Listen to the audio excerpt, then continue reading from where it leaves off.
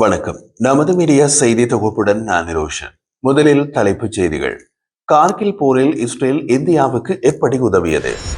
இந்த ஆண்டு 12 ராக்கெட்களை விண்ணில் செலுத்தும் இந்தியா. லஷ்கர்-இ தொய்பாவின் கிளையல்ல TRF, பாகிஸ்தான் கொடுத்த விளக்கம். இந்திய ராணுவத்தின் புதிய படைப்பிரிவு ருத்ரா. பாகிஸ்தான் ஆதரவு தீவிரவாதிகள் தப்பிக்க முடியாது, ராணுவ தளபதி அறிவிப்பு. பாகிஸ்தான் ராணுவ விமானங்களின் பின் டில்லி அதி உஷார் நிலையில். இனி விரிவான செய்திகள். 26வது கார்கில் போர் வெற்றி தினம் நாடு முழுவதும் நேற்று சனிக்கிழமை கொண்டாடப்பட்டது. இதன் ஒரு பகுதியாக லடாக் யூனியன் பிரதேசத்தின் திராஸ் பகுதியில் அமைந்துள்ள கார்கில் போர் நினைவிடத்தில் வீர மரணமடைந்த ராணுவ வீரர்களுக்கு மரல் வளையம் வைத்து அஞ்சலி செலுத்தப்பட்டது. இந்த நிகழ்ச்சியில் மத்திய தொழிலாளர் மற்றும் வேலைவாய்ப்புத்துறை அமைச்சர் மன்சுக் மண்டாவியா, பாதுகாப்புத்துறை இணையமைச்சர் சஞ்சீப் சேத், இந்திய ராணுவ தலைமை தளபதி உபேந்திர திரிவேதி உட்பட பலர் பங்கேற்று வீரமரணம் அடைந்த வீரர்களுக்கு மரியாதை செலுத்தினர். ஜம்மு காஷ்மீரின் கார்கில் மாவட்டத்தின் பாகிஸ்தானுக்கு எதிரான இந்தியாவின் தீர்க்கமான வெற்றியை குறிக்கும் விதத்தில் கார்கில் போர் வெற்றி தினம் கொண்டாடப்படுகின்றது. கார்கில் போரின் ஒரு பகுதியாக பாகிஸ்தான் படைகள் சட்டவிரோதமாக ஆக்கிரமித்திருந்த தந்திரோபாய நிலைகளில் இருந்து பின்வாங்க வைக்கப்பட்டன. 1999ஆம் ஆண்டு ஜூலை 26ஆம் தேதி இந்தியா அதிகாரப்பூர்வமாக வெற்றியினை அறிவித்தது. 1999ஆம் ஆண்டு மே மாதம் இந்திய எல்லைக்குள் ஊடுருவி உயர்மட்ட தந்திரோபாய நிலைகளை ஆக்கிரமித்த பாகிஸ்தான் துருப்புகளுக்கு எதிராக ஆபரேஷன் விஜய் தொடங்கிய போது மோதல் வெடித்தது. சிக்கலான ராணுவ நடவடிக்கை 3 மாதங்களுக்கு மேலாக தொடர்ந்தது. இந்திய பாதுகாப்பு படைகள் கார்கிலின் டிராஸ் பகுதியில் தங்கள் பிரதேசத்தை மீண்டும் கைப்பற்றிய போது போர் முடிவுக்கு வந்தது. இந்தியாவுக்கு போர் எளிதானதாக இருக்கவில்லை.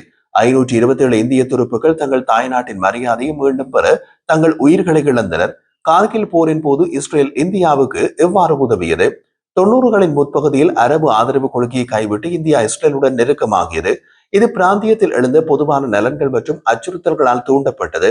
இரு நாடுகளுக்கும் இடையே ராஜதந்திர உறவுகளை வளர்ப்பதற்காக இந்தியா 1992ஆம் ஆண்டு ஜனவரி மாதம் டெல்-அவிவில் தனது தூதரகத்தை திறந்தது. கார்கில் போரின் போது தேவையான ஆயுதங்கள் மற்றும் வெடிப்பொருட்களை வழங்குவதன் மூலம் இஸ்ரேலும் முக்கிய பங்கு வகித்தது. ஏவுகணைகள் மற்றும் சரியான பார்வை உபகரணங்கள் இல்லாததால் பாகிஸ்தான் தரையடி சுரங்கங்களை குறிவைப்பதில் இந்திய விமானப்படை சிரமத்தை எதிர்கொண்டது. ஏனெனில் இந்திய விமானப்படையின் விமானங்கள் கட்டுப்பாட்டு கோட்டை கடக்க அனுமதிக்கப்படவில்லை. அப்போதுதான் இஸ்ரேல் இந்திய விமானப்படையின் மிராஜ் விமானங்களுக்கான லேசர் வழிகாட்டும் ஏவுகணைகளை வழங்கியது. இவை பாகிஸ்தானின் வான்வெளிக்குள் போகாமல் இலக்குகளை துல்லியமாக தாக்க உதவின. லேசர் வழிகாட்டும் ஏவுகணைகள் போரின் மிகப்பெரிய திருப்பு முனையாக மாறியது. இஸ்ரேல் ஹெரான் ஆளற்ற விமானங்கள் மற்றும் பிற ஆளற்ற விமானங்களையும் இந்தியாவுக்கு வழங்கியது. அமெரிக்கா உட்பட பல நாடுகள் இந்தியாவுக்கு விநியோகங்களை தாமதப்படுத்த இஸ்ரேலுக்கு அழுத்தம் கொடுத்தன. ஆனால் இஸ்ரேல் அத்தகைய அனைத்து அழுத்தங்களையும் நிராகரித்தது. போரின் போது இந்தியாவும் தனது ராணுவ பலவீனங்களை உணர்ந்தது. அன்றைய இந்திய வெளியுறவு அமைச்சர் ஜஸ்வந்த் சிங் உள்துறை அமைச்சர் LK அத்வானியுடன் சேர்ந்து இஸ்ரேலுக்கு பயணம் செய்து பேச்சுவார்த்தை நடத்தி இந்திய ஆயுதங்களையும் ராணுவ சாதனங்களையும் நவீனப்படுத்தினார். இந்த ஆண்டு 12 ராக்கெட்களை விண்ணில் செலுத்த திட்டமிட்டுள்ளதாக இந்திய விண்வெளி ஆராய்ச்சி நிறுவனம் இஸ்ரோவின் தலைவர் V நாராயணன் கூறினார். அது பற்றி அவர் மேலும் கூறிய போது, இஸ்ரோ நாசா இணைந்து நிசார் சிந்தட்டிக் அப்ரசர் ரேடார் செயற்கைக்கோளை வரும் 30ஆம் தேதி விண்ணில் ஏவ திட்டமிட்டுள்ளோம். இது GSLV F-16 வரிசையில் 18வது ராக்கெட். இந்த செயற்கைக்கோள் நிலநடுக்கம், புயல், பெருமழை உள்ளிட்ட பேரிடர்கள் குறித்து தகவல்களை துல்லியமாக தரக்கூடியது. ரோபோவுடன் கூடிய ககன்யான் G1 ஆளில்லாத செயற்கைக்கோளை டிசம்பரில் அனுப்ப திட்டமிட்டுள்ளோம். ககன்யான் திட்டத்துக்கு 20,000 கோடி ரூபாய் நிதியினை மத்திய அரசு வழங்கியுள்ளது. இந்த திட்டத்தில் இந்திய விண்வெளி வீரரை ராக்கெட் மூலம் விண்வெளிக்கு அனுப்பி அவரை அங்கே பாதுகாப்பாக வைத்திருந்து மீண்டும் அவரை பூமிக்கு அழைத்து வர இருக்கிறோம். இதற்கான ஆராய்ச்சிகள் முடிந்துவிட்டன. சர்வதேச அளவில் விண்வெளி துறையில் இந்தியர்களின் பங்கு முக்கியமானது. விண்ணில் ஏவிய ராக்கெட்டை நிலைநிறுத்தி அதில் ஏற்படும் குறைகளை சரி செய்து மீண்டும் விண்ணில் அனுப்பும் திறமை வாய்ந்தவர்கள் இந்திய விஞ்ஞானிகள். அப்துல் கலாம் கூறியது போல உலகிலேயே விண்வெளி துறையில் 2வது சாதனை புரியும் நாடாக இந்தியா உள்ளது என்று கூறினார். அமெரிக்க அரசு லஷ்கர்-இ தொய்பாவின் கிளையாக செயற்படுகிறது என்று கூறப்படும் TRF என்று சுருக்கமாக அழைக்கப்படும் தி ரெசிடென்ட் ஃப்ரண்ட் அமைப்பை வெளிநாட்டு தீவிரவாத அமைப்பாக அண்மையில் அறிவித்தது. தற்போது அமெரிக்கா சென்றுள்ள பாகிஸ்தானின் வெளியுறவு அமைச்சர் முகமது இஷாக்தர் TRF மற்றும் லஷ்கர்-இ தொய்பா ஆகியவற்றுக்கு எந்தவிதமான தொடர்பும் இல்லை என்று தெரிவித்துள்ளார். அமெரிக்காவில் வாஷிங்டனில் அவர் வெளியுறவு செயலாளர் மார்க்கோ ரூபியோவை சந்தித்திருந்தார். அதன் பின்னர் ஊடகங்களுக்கு கருத்து தெரிவித்த அவர் தி ரெசிடென்ட் ஃப்ரண்ட் அமைப்பை தீவிரவாத அமைப்பாக அமெரிக்கா அறிவித்தது அவர்களது இறையாண்மைக்கு உட்பட்ட தீர்மானமாகும். அதில் எங்களுக்கு கருத்து கூற வேண்டியது நிலை இல்லை. பகல்காம் தாக்குதலில் TRF அமைப்பு ஈடுபட்டது என்பதற்கு ஆதாரங்கள் இருந்தால் நாங்களும் அதை மதிப்போம். எனினும் டிஆர்எஃப் அமைப்பையும் லக்ஷர் இ தொய்பாவையும் ஒன்றாக இணைத்து கூறுவது தவறானது. பாகிஸ்தானில் லக்ஷர் இ தொய்பா அளிக்கப்பட்டு விட்டது. அதன் தலைவர்களும் செயற்பாட்டாளர்களும் கைது செய்யப்பட்டு சிறையில் உள்ளனர் என்று தெரிவித்தார். பகல்காம் தாக்குதலுக்கு நீதி கேட்டு தீவிரவாதத்தை அடிக்கடி எதிர்க்கும் அமெரிக்க நிலைப்பாட்டை மீண்டும் வலியுறுத்தினார் அமெரிக்க ராஜாங்க செயலாளர் மார்க்கோ ரூபியோ. இந்த அறிவிப்பை இந்தியா ஆதரித்து வரவேற்றது.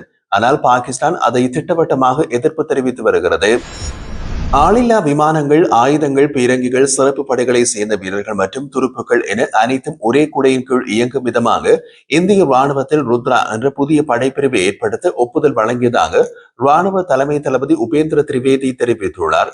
ஆபரேஷன் சிந்தூர் நடவடிக்கையை தொடர்ந்து இந்திய ராணுவத்தை மேலும் வலுப்படுத்தும் விதமாக இந்த புதிய படைப்பிரிவை ஏற்படுத்த அவர் ஒப்புதல் வழங்கியுள்ளதாக குறிப்பிட்டார். அது பற்றி அவர் மேலும் தெரிவித்த போது, ஆபரேஷன் சிந்தூர் நடவடிக்கை பகல்காம் பயங்கரவாத தாக்குதலுக்கு தரப்பட்ட கடுமையான பதிலடி மட்டுமல்ல, அது பாகிஸ்தானுக்கு விடுக்கப்பட்ட எச்சரிக்கை. பயங்கரவாத தாக்குதல் நடைபெற்றால் அஞ்சலி செலுத்துவதோடு நிறுத்திக் கொள்ளாமல் இந்த முறை மிகவும் கடுமையான பதிலடி தாக்குதலை இந்தியா கொடுத்துள்ளது. நாட்டு மக்களின் நம்பிக்கை மற்றும் சுதந்திரமாக செயல்பட மத்திய அரசு வழங்கிய அனுமதியால் இந்த நடவடிக்கை வெற்றி பெற்றது. பாகிஸ்தானில் உள்ள 9 முக்கிய பயங்கரவாத உள்கட்டமைப்புகளை இந்தியா தகர்த்தது.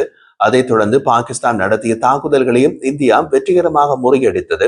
நாட்டின் ஒற்றுமை, இறையாண்மைக்கு அச்சுறுத்தல் ஏற்படுத்த நினைத்தால் பதிலடி தருவதே இந்தியாவின் புதிய வழக்கம் என்று எதிரிகளுக்கு ஆபரேஷன் சிந்தூர் மூலம் உணர்த்தப்பட்டுள்ளது. இந்திய ராணுவத்தில் ருத்ரா எனும் புதிய படைப்பிரிவை ஏற்படுத்த அனுமதி வழங்கியுள்ளேன். அதே போல் எல்லையில் எதிரிகள் மீது அதிர்ச்சிகரமான தாக்குதல்களை நடத்தும் விதமாக பைரவா என்ற சிறப்பு அதிரடி படைப்பிரிவும் அமைக்கப்பட்டுள்ளது. ருத்ரா புதிய படையில் காலாட்படையின் ஒவ்வொரு பிரிவிலும் இலக்குகளை கண்டறிவது, துல்லிய தாக்குதல் நடத்துவது போன்ற பணிகளை மேற்கொள்ள ஆளில்லா விமான இயக்குநர்கள் நியமிக்கப்பட உள்ளனர். பீரங்கி படைப்பிரிவை பொறுத்தவரை சக்திபான் என்ற புதிய பிரிவும் ஏற்படுத்தப்பட்டுள்ளது.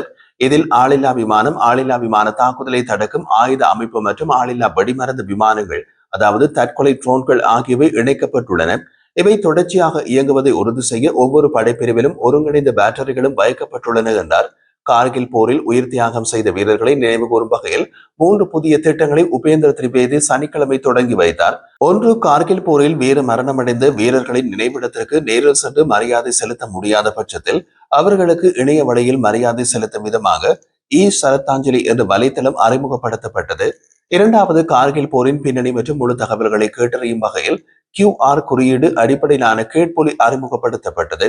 மூன்றாவது, போர் பகுதி சுற்றுலாவை ஊக்குவிக்கும் வகையில் பட்டாலிக் செக்டாரில் உள்ள எல்லை கட்டுப்பாட்டு கோட்டில், அதாவது LOCயில் சிந்து காட்சி முனை அமைக்கப்பட்டுள்ளது. கார்கில், லே மற்றும் பாகிஸ்தானுக்கு இடையே அமைந்துள்ள பட்டாலிக் செக்டார் கார்கி போர் நடைபெற்ற இடங்களில் மிகவும் முக்கியத்துவம் வாய்ந்த பகுதியாக கருதப்படும். பாகிஸ்தானில் தீவிரவாத ஆதரவாளர்கள் இனி தப்பிக்க முடியாது என்பதை ஆபரேஷன் சிந்தூர் தெளிவாக காட்டியதாக இந்திய ராணுவ தளபதி ஜெனரல் உபேந்திர திரிவேதி தெரிவித்திருந்தார். 1999ஆம் ஆண்டு பாகிஸ்தானுடன் நடைபெற்ற கார்கில் போர் இந்தியா வென்றதை நினைவுகூறும் விதமாக ஒவ்வொரு ஆண்டும் ஜூலை 26ஆம் தேதி கார்கில் வெற்றி தினம் அனுஷ்டிக்கப்படுகிறது. இந்த ஆண்டு கார்கிலில் நடைபெற்றிருந்த நினைவேந்தலில் ராணுவ தளபதி கலந்து கொண்டு வீர மரணமடைந்த துருப்புகளுக்கு மரியாதை செலுத்தினார். இந்த நிகழ்வில் உரையாற்றிய அவர், பகல்காம் தாக்குதல் நம் நாட்டுக்கு ஆழமான வலியை ஏற்படுத்தியது. ஆனால் இந்தியா இந்த முறையும் வளமை போல அமைதியாக இருக்கவில்லை. நாட்டு மக்களின் நம்பிக்கையினையும் அரசின் உறுதியும் ராணுவத்தின் செயல்திறனும் ஒன்றாக சேர்ந்தது. அதனால் ஆபரேஷன் சிந்தூர் மூலம் பாகிஸ்தானுக்கு உறுதியான பதிலடி கொடுக்கப்பட்டது. இந்த நடவடிக்கையின் போது பாகிஸ்தானின் 9 தீவிரவாத தளங்கள் மற்றும் உள்கட்டமைப்புகள் அளிக்கப்பட்டதாக ஜெனரல் உபேந்திர திரிவேதி தெரிவித்தார். மே 8 மற்றும் 9ஆம் தேதிகளில் மேற்கொள்ளப்பட்ட தாக்குதல்களுக்கு இது பதிலாக இருந்தது என்றும் பாகிஸ்தான் அதிலிருந்து பாடம் கற்றிருக்கும் என்றும் அவர் கூறினார். பாகிஸ்தான் அமைதியை தேர்ந்தெடுக்காமல் பயமுறுத்தலையே தொடர்ந்தது. ஆனால் இந்திய ராணுவம் இன்று எந்த ஒரு அண்டை நாடும் கணக்கில் எடுத்துக் கொள்ள வேண்டிய வலிமையில் உள்ளது. நாம் எந்த ஒரு தாக்குதலுக்கும் தயாராகவே இருக்கிறோம் என்றும் அவர் கூறினார். தளபதி உபேந்திர திரிவேதி மேலும் தெரிவித்த போது, இந்திய ராணுவம் தற்போது தனது வான் பாதுகாப்பு திறன்களை உள்நாட்டிலேயே உருவாக்கப்படும் ஏவுகணைகள் மூலம் மேம்படுத்தி வருகின்றது. இது எதிர்காலத்தில் இந்திய ராணுவத்தின் முழுமையான திறனை பல மடங்கு அதிகரிக்க செய்யும். இந்தியாவின் புதிய நோக்கம் அமைதி மற்றும் உறுதி. எம்மீது தாக்குதல் நடத்தப்படும் ஒவ்வொரு முறையும் அது எளிதில் மறக்கப்படாது, கடுமையான பதிலடி உறுதி செய்யப்பட்டிருக்கும் என்றார். சிந்தூர் நடவடிக்கைக்கு பின்னர் புதுடில்லியில் உள்ள செங்கோட்டையில் சுதந்திர தின கொண்டாட்டங்களுக்கு இந்தியா குறிப்பிடத்தக்க பாதுகாப்பு நடவடிக்கைகளை எடுத்துள்ளது. தரவு கசிவு அபாயங்கள் குறித்த கவலைகள் காரணமாக சீனாவில் தயாரிக்கப்பட்ட கண்காணிப்பு உபகரணங்கள், குறிப்பாக CCTV கேமராக்களை முழுமையாக தடை செய்வது முக்கிய நடவடிக்கைகளில் அடங்கும். செங்கோட்டை மற்றும் அதை சுற்றியுள்ள பகுதிகளில் கண்காணிப்பு சாதனங்களை நிறுவும் விற்பனையாளர்கள் சீனாவில் தயாரிக்கப்பட்ட எந்த உபகரணங்களையும் பயன்படுத்த வேண்டாம் என்று வெளிப்படையாக அறிவுறுத்தப்பட்டுள்ளனர். இந்த தடையுடன் எந்த ஒரு அங்கீகரிக்கப்படாத விமான ஊடுருவலையும் தடுக்க செங்கோட்டை சுற்றியுள்ள ஆளற்ற விமான எதிர்ப்பு அமைப்புகள் மற்றும் ரேடார் திறன்களை பயன்படுத்துவதன் மூலம் பாதுகாப்பு அமைச்சு விமான பாதுகாப்பை அதிகரித்துள்ளது. இந்திய விமானப்படை அதிக எச்சரிக்கையுடனும் வைக்கப்பட்டுள்ளது.